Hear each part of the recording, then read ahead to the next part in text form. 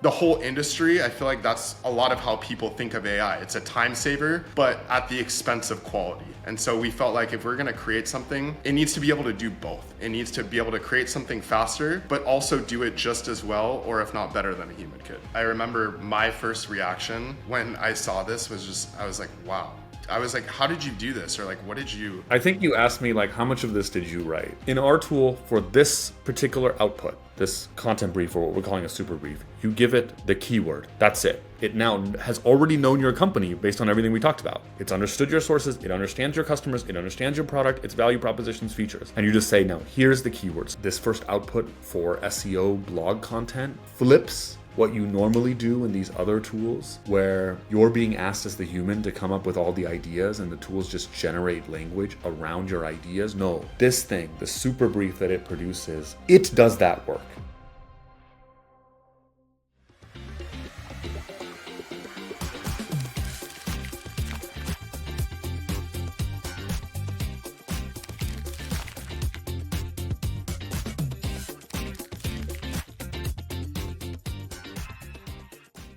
Okay, welcome to the Grow and Convert Marketing Show. Today we have a special episode. Can I say that, or is every episode special? Every episode special. I think they're all special, but I think people will be really interested in this one. To cut to the chase, we're going to talk about the beginnings and the early version of something we've been working on in the background for a while, which is our AI writing tool, which we think solves a lot of the problems and is fundamentally different and better than doing it in native ChatGPT or Claude and existing tools. We will explain all of this, but I think it would be good to start this story at the beginning, which is, why are we doing this? And where did we get the thought to do this? I'll give my take, and then I'm curious your version, actually. Sure. Yeah, they're probably a little bit different, actually. Yeah, because I'm not sure you and I like sat down and just talked about this. I mean, other than just organically. So my version of this story of how we got here is that when AI first came out, it was definitely like, oh, that's pretty cool. And then people immediately in marketing were like, oh my God, it's going to like take everyone's jobs. We can do all this stuff. You can just write all this stuff. And there's definitely, I think, a fear from all folks in the content space of like, oh my God, is that true? And then of course we did what everyone else is doing, which is like open up ChatGPT and start to like play with it. And our initial reaction was, oh God, this writing is really bad. And I think we all saw that on like Twitter and LinkedIn, where it almost became this like insult or four-letter word where people would just be like, this sounds like it's written by AI. And it became like an insult. Like you just call bad writing, like, is this written by AI? They wrote this by AI. But we kept hearing different people, at least for me, it didn't leave. People kept talking about AI, this and that. Even it came up in sales calls. It came up with certain clients where they were like, hey, we're going to test this. Have you tested this? Are you doing this? So like, it was like, I felt like outside there was a public discussion that was just kind of like ripping on AI writing, but we saw that on the inside companies are thinking about it, talking about it. And so then my version of the story is, I said, hey, why don't we do a survey and then write about our findings, where we ask a bunch of people on our email list and on our social followings, like, how are you using AI? And I can actually, I mean, we've done a whole video on that, but, quickly, just for those that don't know, I can do like a quick screen share. This is our survey post. We'll put it in the show notes. You can go check it out. But we had 50 some marketers respond, and they talked about all kinds of questions of, how much AI they're using, what tools they're using, but they got into really good detail about like, how are they using it? They're using it to draft, to outline, to ideas. And one of the biggest stats that made both you and me be like, whoa, was when we asked, one of our first questions in the survey was, have you published AI assisted content at all ever? 83% said yes. This ties in perfectly with what I was going to say. So you had come up with this idea to do the survey. I was in Portugal and I was having coffee with my friend in the morning. We were just chatting about content and how things were changing, and he was talking about how he's using a lot of the AI products.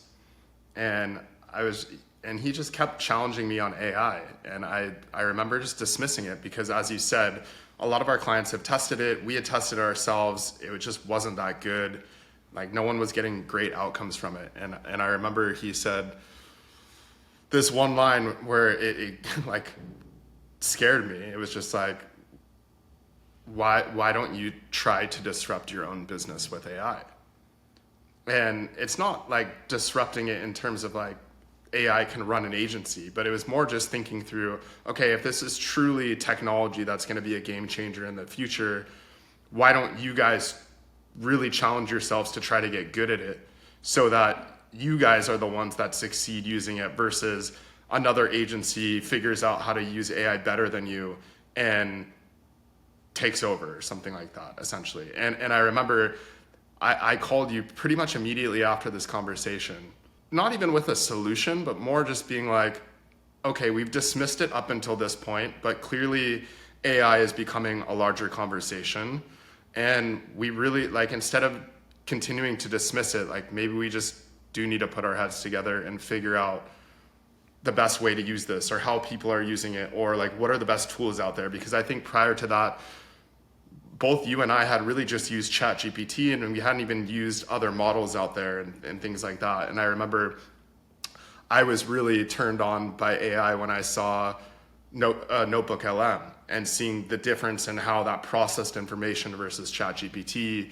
And then this all happened right when you got the survey results. And I remember you sending me the data and saying, like, look at this. This is really interesting information in terms of a lot of writers are using this. And I didn't even realize that at this point. And so all this kind of came together at the same time. You did the survey. I had this conversation with my friend. We both kind of came to the same conclusion that, okay, maybe we should pay a lot more attention to AI than we have been. And that kind of started us on this journey. Yeah, what I remember of when you called me and told me about that was there was an additional line that he said, or we interpreted, of not just you should try to disrupt your own business with AI, but then the next line after that was, and you and I may have added this on, because if you don't, somebody else is gonna. Yeah. And so you might as well try to. And I remember the conclusion was either you conclude there's stuff that we do that just can't be done by AI, which great, like now you have that confidence, or you say, oh my God, this can be disrupted, but at least you're the one disrupting it. So you still have a business. Yes, exactly. Yeah, the survey taught us a couple things. Like you've jogged my memory on the story. A couple things. When we just tried to write stuff on ChatGPT, I think we did what everyone's first instinct is, which is get it to draft. And I think what I learned from the survey that made that make sense is the biggest pain point everyone's trying to solve with AI is just writing takes time.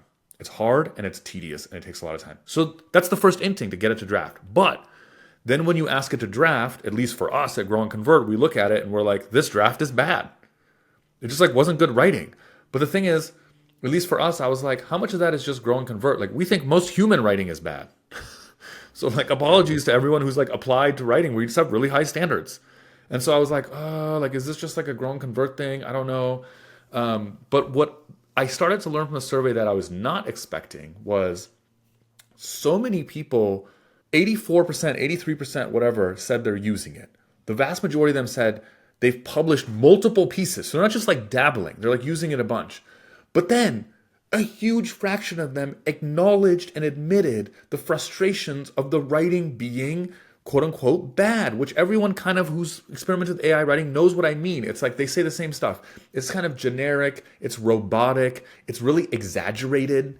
Like the writing is all... You can tell it's written with AI. Everyone says they can look at the writing and say, oh, this was written with ChatGPT, because stylistically it's all similar. And then even just from an argumentation standpoint, and I think this was the problem that both you and I had with it, was just if you're asking it to create the arguments and the arguments are coming from just the web or whatever the source is, that all the arguments end up being generic because they're not specific to your business. They're not they're not bringing in your own point of view. It's just Yeah. kind of taking accumulation of everything on the web and coming up with the most common answer, and that's kind of what it's feeding back to you. Which we have historically called a Google research paper. And we coined that term to talk about humans doing it before AI even existed. What we would see when you Googled a term that other people were writing, like the other things ranking on the SERP, was just like this kind of basic level content where everything is introductory. The content in the blog post just mentioned the most beginner basic stuff. And we were like, these are like high school students writing a research paper where you cover everything from the beginning, like the 3 points of an essay or whatever. So that was the kind of how we were thinking of ChatGPT. Then the survey people, when we got asked those qualitative open-ended questions of like, how are you using it? The stuff that surprised me was they were talking about like, yeah, the writing is bad. So we use it in different ways. So they would say like, I use it for like research and ideation. So some client gives them a topic, write about this IT security software. And they start having a conversation with ChatGPT being like, tell me about IT security software. Like, what are the different things? Or maybe they even literally tell it, like, I'm trying to write a blog post. What are different like topics I need to cover, subtopics I need to cover about IT security software? So it becomes like this writing partner, this assistant that you're having this conversation with. They're not necessarily just being like, write me a blog post. So just like first thing, by the way, is if you're using AI in that way, you're at like basic level 1. For sure. Like what I realized just trying to use it is even prompting and understanding how to use AI is a skill in of itself. Yeah. Like if I were to try to just write a blog post, I would just say, write a blog post on this topic. And I don't even realize that you need to give it all this background information to even get it to the point where you can ask it for that, because there's all this training that needs to go into it and stuff like that. So I would just say like, I know I wasn't using it properly. I think most people that are attempting to use it are probably not using it properly unless they've taken a course or they're pretty skilled in AI. Okay, so let's now continue the story. So we have this realization, okay, let's try to create some product there. So we had experimented with ChatGPT and Claude. There's a video on the channel we can link to, or you can find it on our channel, wherever you're listening to this, of Caitlin on our team having tried to write a blog post. Actually, we largely wrote a blog post, although it ended up being heavily edited by me and her. So like, I don't know how much of that thing is actually AI in the end. It's probably a lot of just our writing. But anyway, but the first draft. The reason behind doing that though is because we felt like, okay, if we're going to disrupt our business, of course not disrupting our business, but let's try to solve the hardest problem first, which is, can we write a blog post that is grow and convert quality? So can we write a blog post that we would approve, which is hard for anyone on our team to even do. I think maybe out of our whole team, 3 or 4 people have written a blog post that's been published on our site. And so if the idea was, if we could write a blog post with AI and it was publish worthy on Grow and Convert, there's something here. And maybe we should explore it further. And so that was the first project, was just trying to get that post published. Yeah, and the other way that I would think about it, that's an interesting way to think about it. It makes sense. I think the way I would think about it is like, it was kind of like if you're building a SaaS tool, first try to like do that thing in Excel or like by hand, do that process. And it was like, okay, like let's just try. So Caitlin, you can watch that video. She used all kinds of different things. She like used Notebook LM for one part, Claude for another part. We were just like trying to manually do this with those tools directly to just be like, what does it produce? And that gave us a really good understanding of these shortcomings firsthand, not just the survey people saying it, but we were like, this is frustrating. And I remember we didn't do a video on this, but to produce that post about marketing, the survey analysis, I tried really hard to write this post with AI. I was like, isn't this what everyone says AI is good for? Like, I have data, AI can do data analysis and it can write. And I was like, here's the data. And like, and then I would like outline, be like, okay, here's some like key points that I want to make. And I thought, okay, let me just like do a really detailed outline. And then I had it write it. And again, like iterating, I ended up writing it myself. I was just like, I'm just ditching this AI stuff. And I just did it myself. So then that gave us this base of understanding of like the problem and what we're trying to do. Then we were like, okay, well, you might need to help me fill in this part of the story. But my memory of this, which is notoriously horrible, is I think we were just like, well, let's just break down our process And we knew that a big part of our process and our frustration with AI, okay, you're going to have to help me fill in how we thought of this idea, but we knew a big part of the process was like, it doesn't know your business. How did we think of this? Or was Because just trying to write those first few posts, there was just that our problem was with the writing itself. Like it wasn't getting our arguments right. And so a lot of the rewriting was just getting our own thoughts into the piece was Yeah. difficult. Yeah. And we just realized, like, I think the problem that we've always had with AI writing products is that issue is just, where does it get the information from? Right. It always takes it from the web. And so if your thought process isn't published publicly, it's not taking your argumentation and putting it into the piece. And that was like the core problem that we felt like was missing from from just the regular LLMs, because that's not how they really work. And then a lot of the existing writing products. Yeah. Yeah. Now this is jogging my memory. Yeah. Like these, what everyone was like really like hot on or thought was amazing about ChatGPT was just like its mastery of the English language, right? You remember people at the beginning when it first came out, they were like, I got it. Like you could like give it like a Bible verse and be like, write this like a surfer. And it'd be like, yo, dude. And and Yeah, sorry. it's good at manipulating style. And so you can give it information, it can change the style, or it's good at fiction because it's not real. Like the argumentation in the story or whatever doesn't really matter at the end of the day because you have nothing to check it against. But when you're writing nonfiction content that's representing a company, or you're writing a blog post that's supposed to sell a product well, the information has to come from somewhere. And It's the most even, important thing. It's yeah, what is the argument? and even with the existing tools, you could feed it information, but its understanding of the arguments, that's where things are broken, I feel like, in a lot of the existing tools. Hold on, that's an important point. Can you say that slowly or with an example so people know what you mean? You can feed it information, but its understanding of the argument is not right. So if you were to feed it a bunch of, let's say, articles about Grow and Convert or another business, when you asked it what its understanding of, like, what problem this business was solving, what are the pain points, who Yeah. the How are audience you is, like, confident that it actually digested and understood that if you fed it like a ton of your content? it wasn't very good at understanding the core arguments. So the way that we sell our own business on sales calls or in our pieces was very different than if you just gave AI a bunch of information about your business and tried to get it to figure out those same kind of arguments on its own. That's where everything broke down. And so if you think about just being able to produce an article, if it didn't work just understanding your business, then it's not going to work trying to produce an article on a specific topic. And so that was the problem that we felt like we needed to solve, because this is not just an AI problem. This is a problem that Grow and Convert solves over other agencies or freelancers. Is what we feel like our differentiator is the ability to go into a company, have them tell us a bunch of information about the product, who buys, like all these different pieces of their business, and then have us be able to then position their business well and sell their business well in articles on specific topics that are related to their category.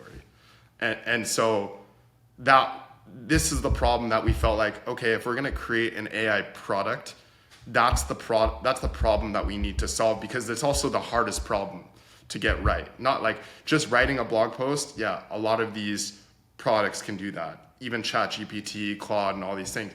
It's easy to write. It's hard to write well. And what was interesting in the survey too is I remember, like, one of the questions is like, what do you feel like it helped you achieve or something? I don't remember the exact question, but like everyone's answer was just, it helped me save time.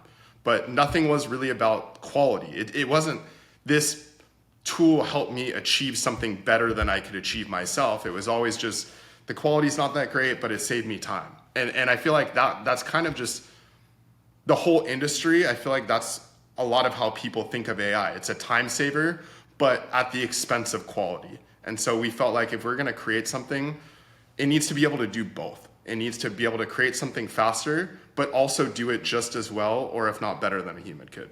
Yeah. And that's true to our brand. To be fair, there were a couple of people in the survey that did talk about using it for editing and whatever to improve, but it was few and far between. Yeah, the majority was time. So we've arrived at that part of the story where we felt like the big frustration that us and the survey people, when they said, it just says like mirage stuff. It just says this fluff language. They would use that thing. Like, it just gives me fluff writing.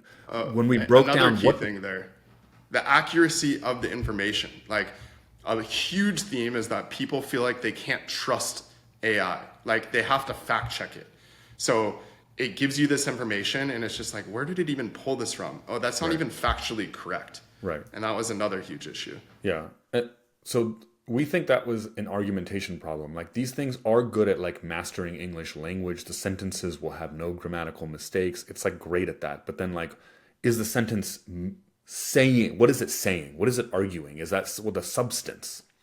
So the first thing we set out to do is say, okay, we need to build a tool that actually understands your business first, then produces marketing content from that understanding.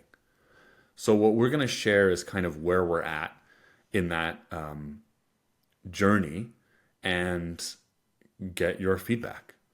So we have this kind of, I'm not going to show the insides of the tool. It's very like rudimentary, whatever, but I'm going to show you some of the outputs.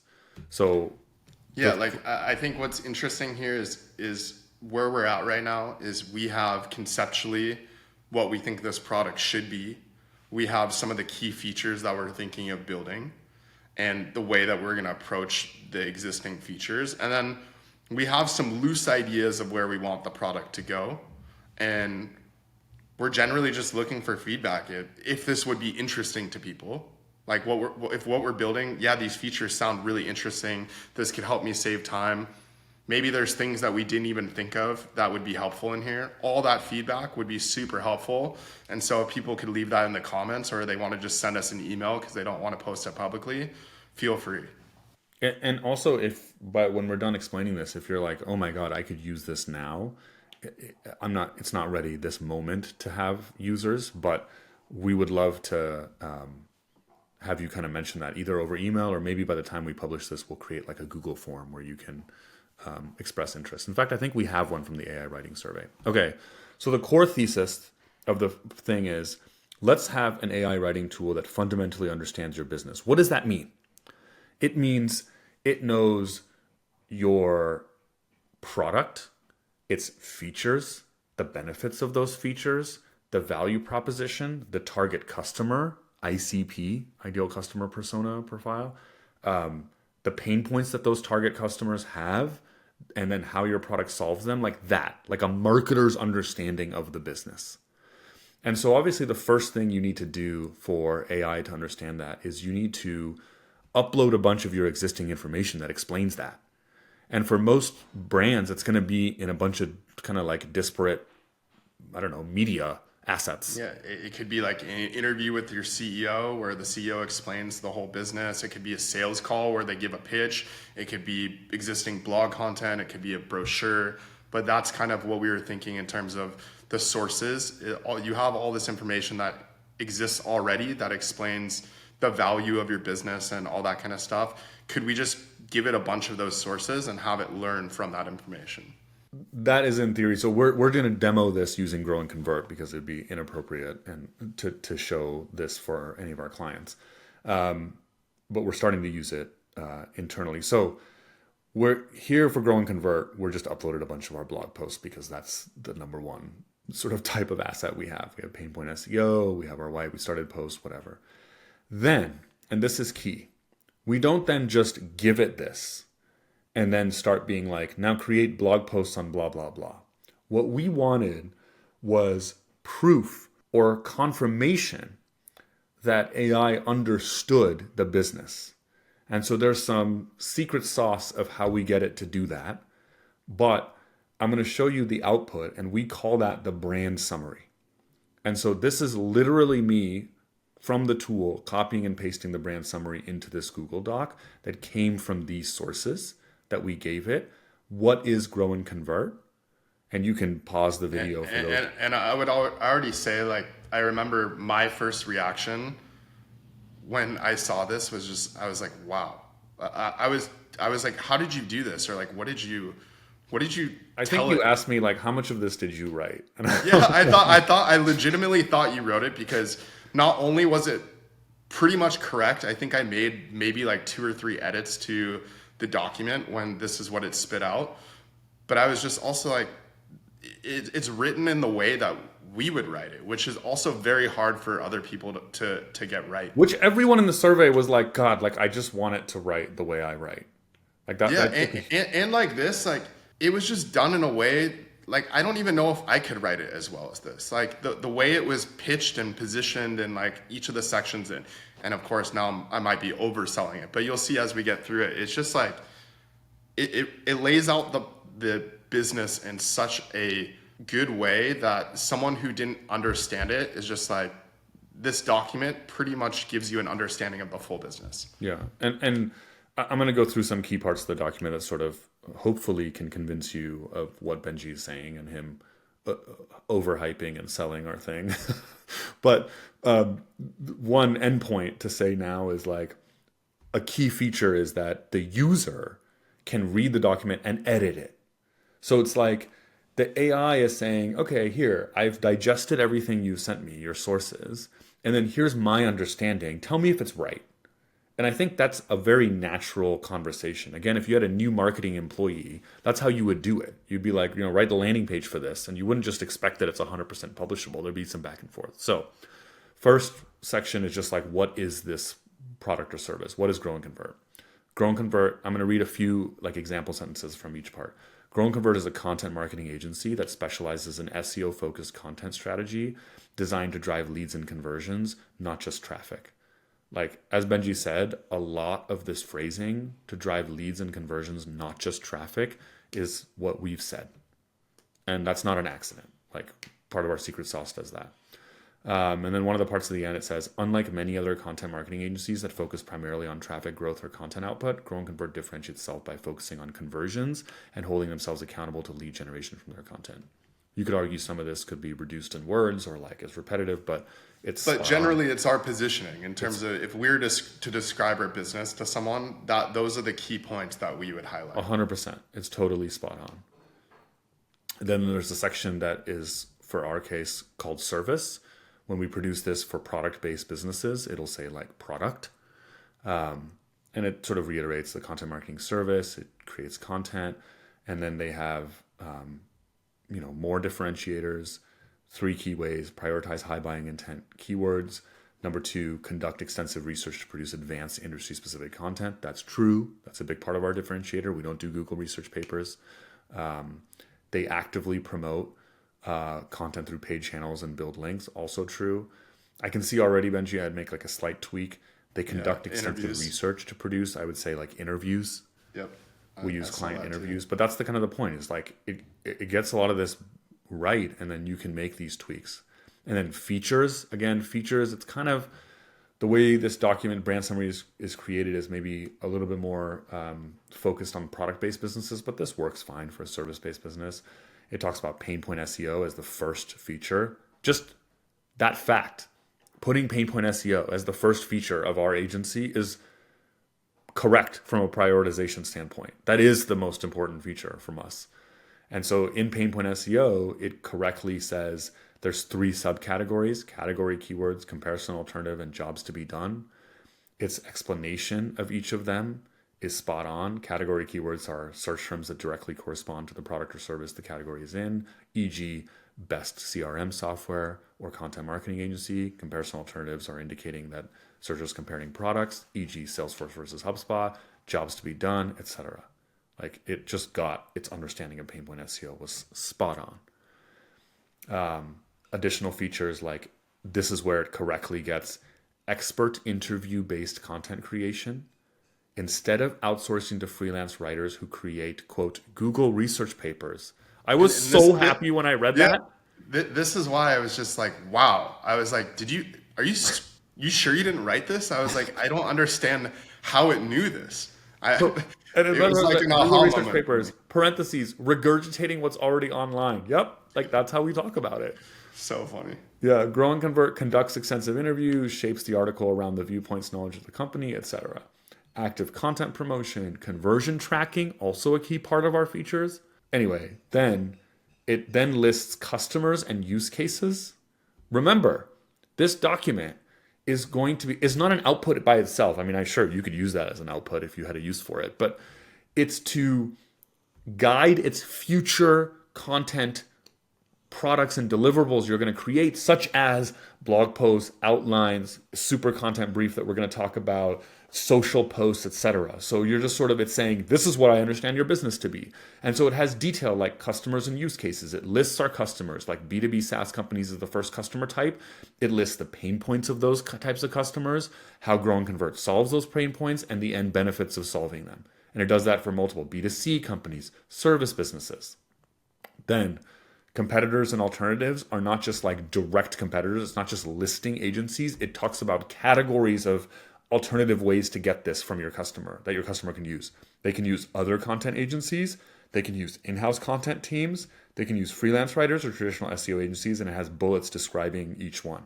And then differentiators relative to those competitor stuff. So like, this is the brand document. And in the tool, you upload your sources, you generate the brand document, and then you can edit it and sort of like, massage, change it. And we're envisioning that be collaborative where like you can, the marketer can do it first, give it to the CMO. The CMO can be like, oh, I would change this, that, and the other, give it to the CEO.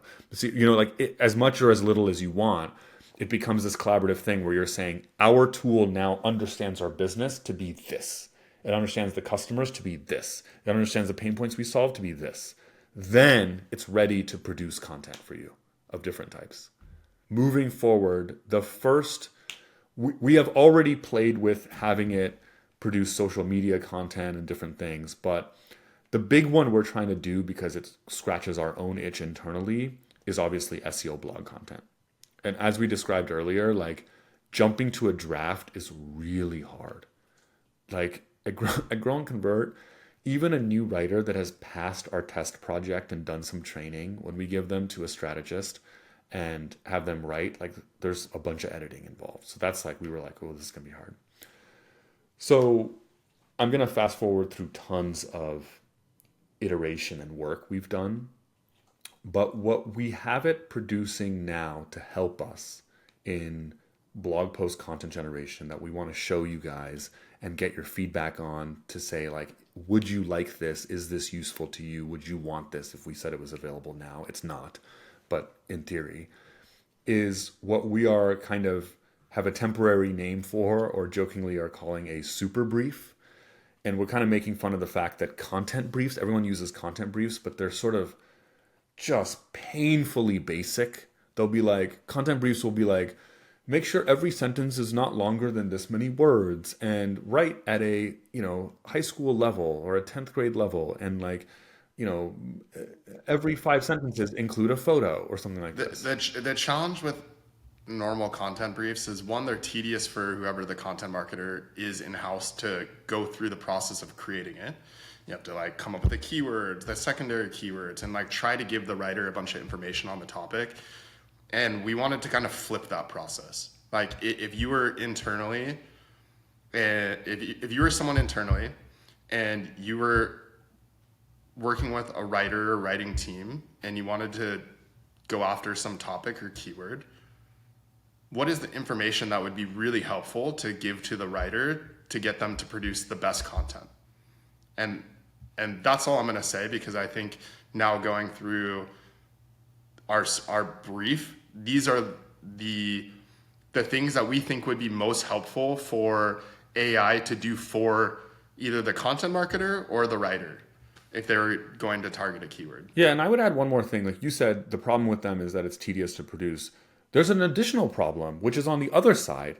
It also it's not very substantive. It doesn't have anything particularly useful. It'll be like, this is the keyword. Here are some H2 ideas or something. And this is part of the problem with just content production overall, is just the existing processes are broken. And that's what, in our agency, that's what we tried to fix, because giving someone a content brief doesn't give them usually a ton of the argumentation from the company. So that's what leads the writer to then going and doing a bunch of research on their own and coming back with information that's maybe not the same viewpoint that the company would have, and not the same arguments that a salesperson would have if they were explaining Yeah, a whatever content the brief that topic is. tells you like word count specifications doesn't tell you, sorry, how am I supposed to position your product and get conversions from this content for that keyword? Is that even possible? That's the substance of what you're going to write. That's left to the writer. So, in our tool for this particular output, this content brief, or what we're calling a super brief, you give it the keyword. That's it. It now has already known your company based on everything we talked about. It's understood your sources, it understands your customers, it understands your product, its value propositions, features. And you just say, no, here's the keyword. So the example I gave for Grow and Convert is I gave the keyword B2B content marketing agencies, I believe, agencies plural. So very standard category keyword, bottom of funnel for us. So here is what this output currently does. First, it analyzes what type of keyword it is in our pain point SEO framework. So it says B2B content marketing agencies is a category keyword. You can Google pain point SEO and read about that if you're not sure. This search term directly corresponds to a specific service category that businesses are looking to purchase, and the searcher is explicitly looking for agencies that specialize in content marketing for B2B companies. Well, I was going to say, it's probably important to cover how it knows that. Yeah, I mean, you're right. That's more secret sauce. We have trained it to know that. So in the background, you're right. In the background, we have taught this tool a bunch of our understanding of SEO and content marketing. So it knows pain point SEO. And that's not just true because I'm using Grow and Convert as an example. Like in the tool that will be released, that anyone can use for their company, it knows this.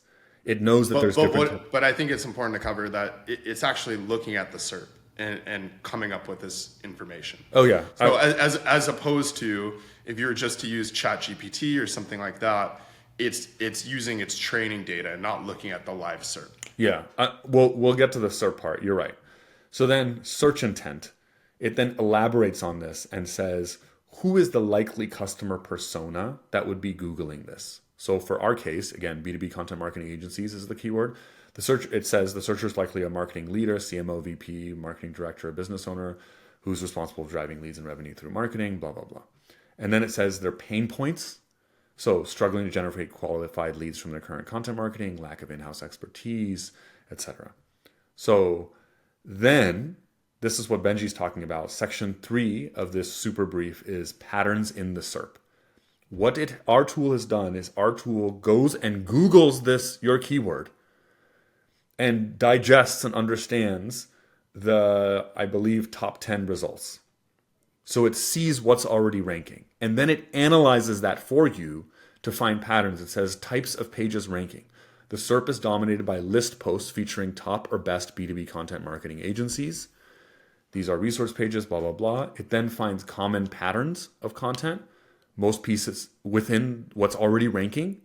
Most pieces begin with an explanation of why B2B marketing is challenging. They typically outline evaluation criteria. I should double check that. I'm not sure that most pieces do.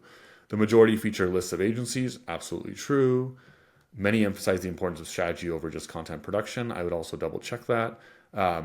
Most include this. Then it tells you weaknesses in the SERP. So it says many listings are superficial, containing only basic information about each agency without case studies or results.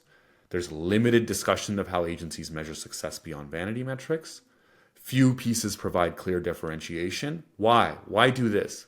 Because this is built, again, around scratching our itch and how we think about it and how we analyze and decide what to write. We, as humans, sit around, strategists, me, the writer, we go through and say, what is already ranking and what is the weaknesses of what's already ranking so we know how to produce something better. Like this is our process and we think it's a damn good one. That's why. And so the weakness... this highlights opportunities for you as the company. If you're going to go produce a piece of content on this, what's missing from the existing pieces of content that we could cover? Right. So you can take, for example, the second one, there's limited discussion of how agencies measure success beyond vanity metrics and say, oh, that's interesting. Like, and then your wheel starts spinning and saying, maybe I can include something like that. And then I added this to it, just top 3 ranking pieces, just explicitly tells you what are some of the top 3 ranking pieces and what are they on. This is a grow and convert thing where sometimes we feel like there's extra emphasis on what's ranking at the top. That really shows you what Google's really favoriting. Then it starts to give you ideas now at this part of the brief and beyond. So section 4 is content format options.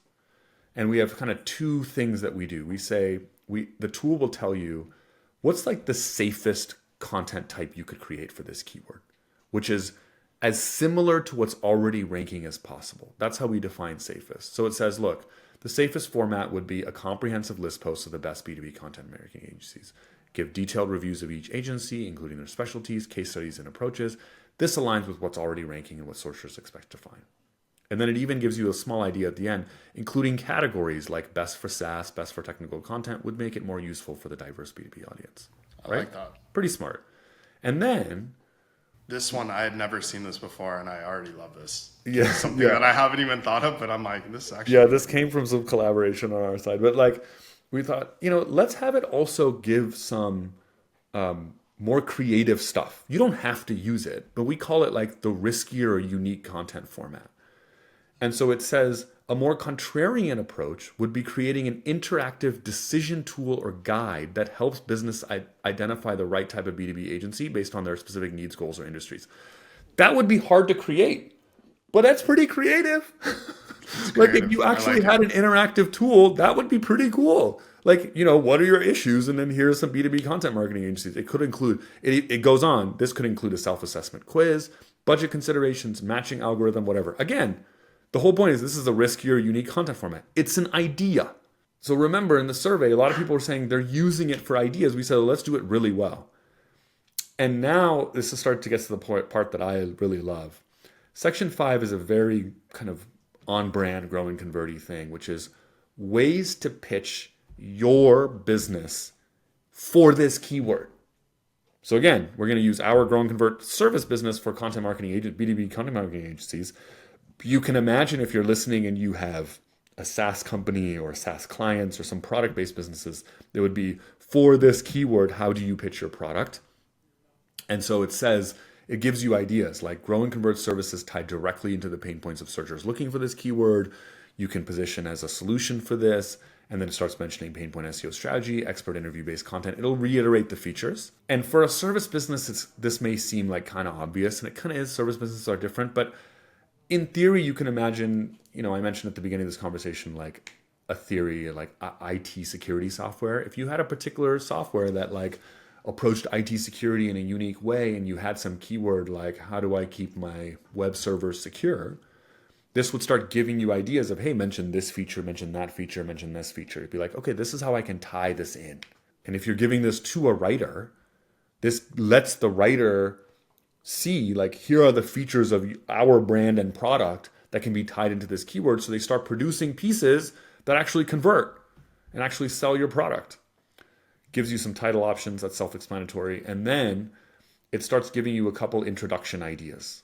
And I'll say in some of the secret sauce behind this, we're training it and it's learning kind of grow and convert style. So it'll lean towards that, and so we can see from our first few outside users that aren't grow and convert, like, how much do you guys like this? But I'm not going to read out the introductions, but it gives you introduction ideas. And then it gives you outline ideas is the final part, which is it kind of gives you different H2s and possible sections that you can include in it. Again, this is where there's a lot of creativity. Different writers may write very different pieces for the same keyword. And so we'd be curious kind of, your feedback. But our current approach to attack that is instead of having it just be like, here is an outline, we're calling this outline ideas so that you can pick and choose, which of these H2s seem to resonate with you or go along with kind of what you want. It's, again, this is what we're calling a super brief, right? It understands your business.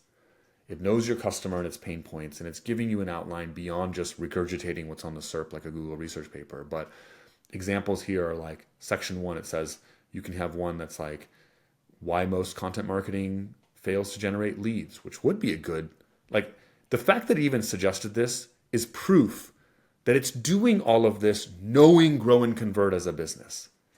For a generic content marketing agency, you would never suggest that one of the H2s is why most B2B content marketing fails to generate leads. That's a very Grow and Convert-y thing. So for your business, if your product focuses or has a particular angle or a benefit, it's going to suggest H2s that are aligned with that. Yeah, and I really like that second sentence too, the traffic-focused agencies that often create surface-level content. If you are a prospect who has previously worked with that, then point number one really resonates with you, because there's a lot of people who have previously hired freelancers or previously hired other agencies that just focus on the production part of it, and they've grown traffic and it fails to generate leads for them. And so this point just really resonates there. Yeah, and that's another example of like, you can't just prompt ChatGPT quickly and be like, hey, I'm writing a blog post for B2B content marketing agencies. And even if you wrote like, and if you just said like, help me understand this, it would never even think to write this.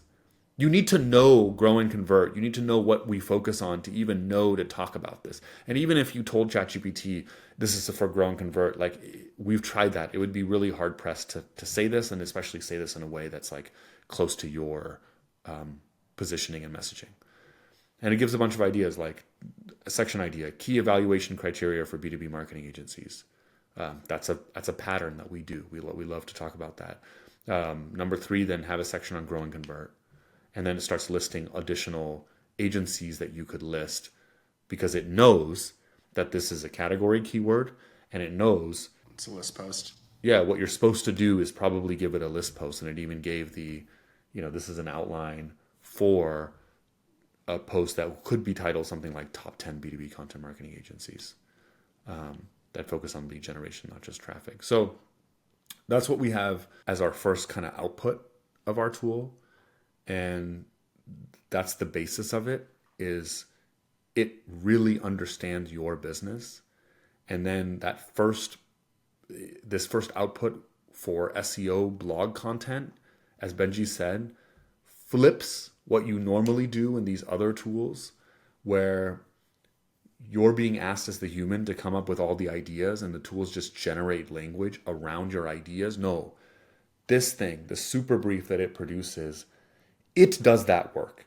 It analyzes the SERP. It figures out and gives you ideas of how it ties into your product, how your customers, what they may be thinking when they're Googling the keyword, and introduction ideas, H2 ideas. And then you can then take that, which is a lot of like tedious work, and start to formulate as a human, add your creativity to it and put it together and say, okay, this could be an outline. And in the future, we have ideas around, then if you feed it an outline, can it then generate a draft, knowing your business, knowing how you like to write about stuff? Later, can it take any blog post you've written and create social posts to promote it and things like that? Landing pages and all that is sort of part of our long-term vision. So as Benji said, based on this kind of initial explanation of where we're at, we would love feedback of, what is your initial view? Would you like something like this? Would you use it? Are you interested? Any other ideas? How does this compare to how you're using AI to help you in blog writing? We would love any and all of that feedback. If you like this video, don't forget to subscribe. You can also get the audio-only versions of these shows wherever you get your podcasts. And you can follow us at growandconvert.com/newsletter for any articles and updates for when these videos come out.